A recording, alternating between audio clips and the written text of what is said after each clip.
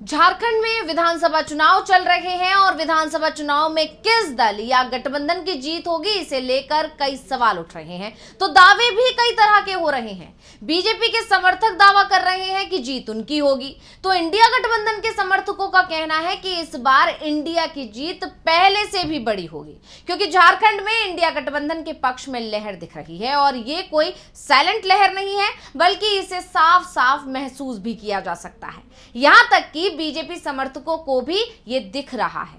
झारखंड में बीजेपी के डिप्टी प्रभारी हिमंता बिस्वा शर्मा को इस बात का खुलकर कबूल भी कर रहे हैं कि बीजेपी के लिए झारखंड में जीत बेहद मुश्किल रहने वाली है। इसलिए बीजेपी यहां धार्मिक आधार पर ध्रुवीकरण कराने की कोशिश में जुटी हुई है। वैसे ऐसा पहली बार नहीं हो रहा है, बीजेपी अक्सर ही धार्मिक आधार पर ध्रुवीकरण करती आई है और इस तरह के आरोप उस पर लगते रहे हैं। लेकिन इस सब के बीच एक सवाल ये भी उठ रहा है कि चुनावों से पहले जिन नेताओं को बीजेपी अपने पाले में लेकर आई, उनका क्या होगा? अगर एक बार फिर जेएमएम की सरकार बनती है तो जेएमएम से बीजेपी में आए नेता कहां जाएंगे? वो बीजेपी में ही रहेंगे या फिर जेएमएम में वापसी का रास्ता तलाश करेंगे? खास तौर पर सबसे ज्यादा जिस नाम की चर्चा हो रही है या सबसे ज्यादा सवाल जिस नाम पर उठ रहा है वो है झारखंड के पूर्व सीएम चंपाई सोरेन। लेकिन इस सब के बीच में अब चंपाई की वापसी को लेकर जेएमएम की तरफ से बड़ा दावा कर दिया गया है। तो क्या चंपाई एक बार फिर पलटी मारने की तैयारी में है? इसी को लेकर हम अपनी इस स्पेशल रिपोर्ट में करने जा रहे हैं चर्चा। नमस्कार, मैं हूं अंशिता। झारखंड में चुनावी बिसात बिछ चुकी है, दूसरे चरण की नामांकन प्रक्रिया भी समाप्त हो चुकी है। मुकाबला राज्य की सत्ताधारी इंडिया गठबंधन और विपक्षी एनडीए गठबंधन के बीच है। 2019 में बीजेपी अकेले चुनाव लड़ी थी, लेकिन इस बार उसे एहसास हो चुका था कि इंडिया का सामना वो अकेले नहीं कर पाएगी, यानी उसे जेएमएम के मुकाबले खड़ा होना है या इंडिया गठबंधन के मुकाबले खड़ा होना है तो सहयोगियों का सहारा तो लेना पड़ेगा। और इसीलिए इस बार बीजेपी ने 4 दलों का गठबंधन बनाया है, लेकिन यह गठबंधन भी अब काम करता हुआ नहीं दिख रहा है। जमीनी स्थिति बता रही है कि गठबंधन कोई कमाल नहीं दिखा पा रहा है। इसलिए बीजेपी ने जेएमएम से कई नेताओं को अपने पाले में किया, उन्हें टिकट भी दिया गया, स्टार प्रचारक भी बनाया गया, लेकिन बीजेपी की ये कोशिश भी कामयाब होती नहीं दिखाई दे रही है। उल्टा जिन नेताओं को बीजेपी जेएमएम से अपने पाले में लेकर आई, उन्हें विधानसभा में टिकट भी दिया, वो नेता ही अब जेएमएम में वापसी की तैयारी कर रहे हैं।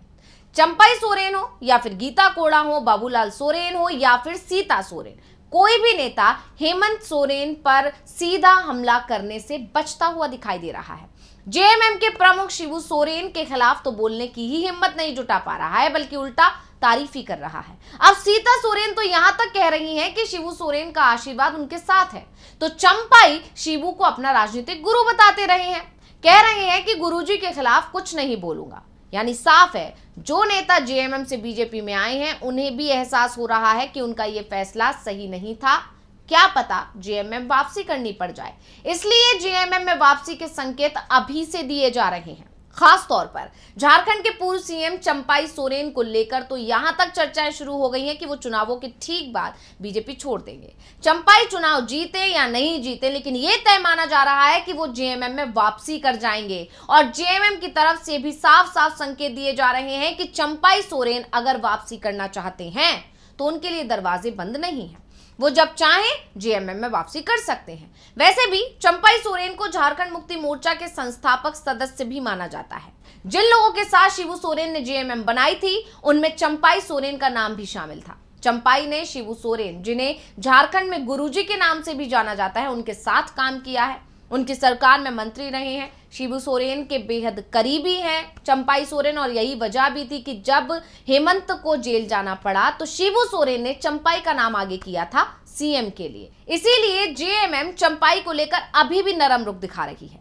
चंपाई सोरेन को लेकर जब सीएम हेमंत सोरेन की पत्नी कल्पना सोरेन से सवाल किया गया तो उन्होंने क्या कहा, पहले वो देख लेते हैं। मैं खुद लर्निंग प्रोसेस पे हूँ, तो ये चीज़ें तो मैं नहीं बता पाऊँगी, लेकिन मैं कहीं ना कहीं समझती हूँ कि एक बड़े का होना बहुत ज़रूरी है। जैसे घर में माँ का होना, पिताजी का होना बहुत ज़रूरी होता है बच्चों के लिए, वैसे ही एक अभिभावक का होना बहुत ज़रूरी होता है। दरवाजे माना जाए कि खुले वापसी अगर वो आए तो? देखिए, हमारे झारखंड मुक्ति मोर्चा हमारे अपनों के लिए हमेशा दरवाजे खुले रखता है और अगर कोई नया भी व्यक्ति आना चाहे तो उसके लिए भी दरवाजे हमेशा खुले रहते हैं। कल्पना सोरेन ने तो यहाँ तक कह दिया कि सिर्फ चंपाई ही नहीं, जेएमएम से जो दूसरे नेता पाला बदल कर गए हैं उनको भी वापस लिया जा सकता है, यानी उनके लिए घर के दरवाजे बंद नहीं हैं। वैसे भी चंपाई सोरेन ने अगर हेमंत सोरेन और उनके परिवार के खिलाफ अभी तक कोई सख्त बयान नहीं दिया है तो हेमंत और कल्पना की तरफ से भी चंपाई को लेकर कोई तीखी बयानबाजी नहीं की गई है।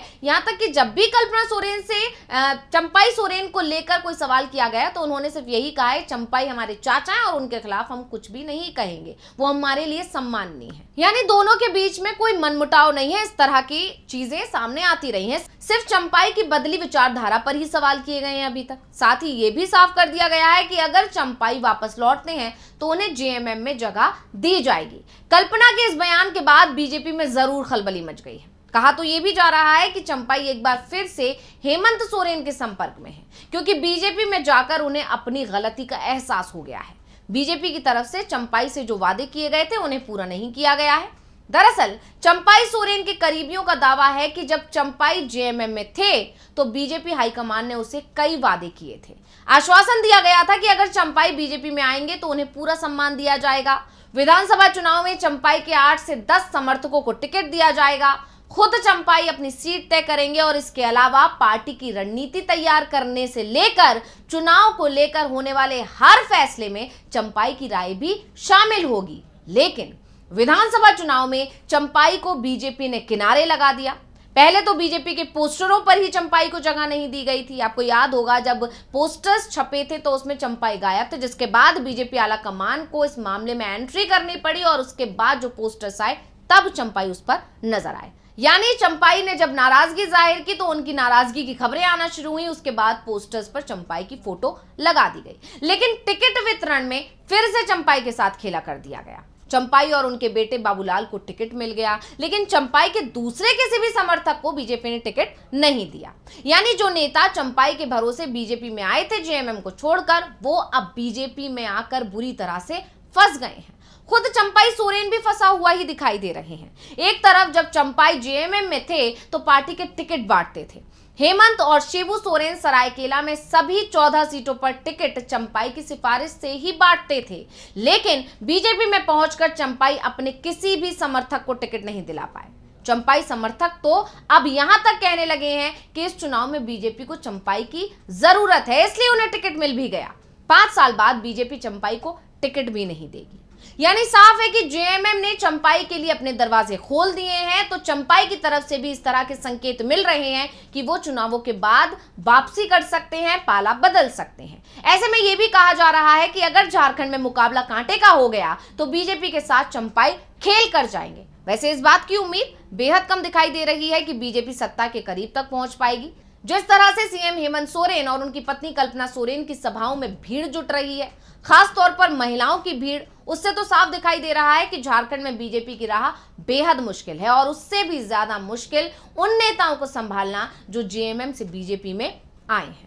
तो फिलहाल बीजेपी इस सब को कैसे संभाल पाती है, कैसे साध पाती है और कैसे चंपाई के जो समर्थक हैं उनको खुश कर पाती है, इस सब पर सभी की निगाहें टिकी हुई हैं और बीजेपी की बेचैनी भी साफ खुलकर दिखाई दे रही है। तो ये जानकारी आपको कैसी लगी, हमें कमेंट करके अपनी राय जरूर दीजिएगा। इसी के साथ मुझे दीजिए इजाजत। देखते रहिए डीवी लाइव। नमस्कार।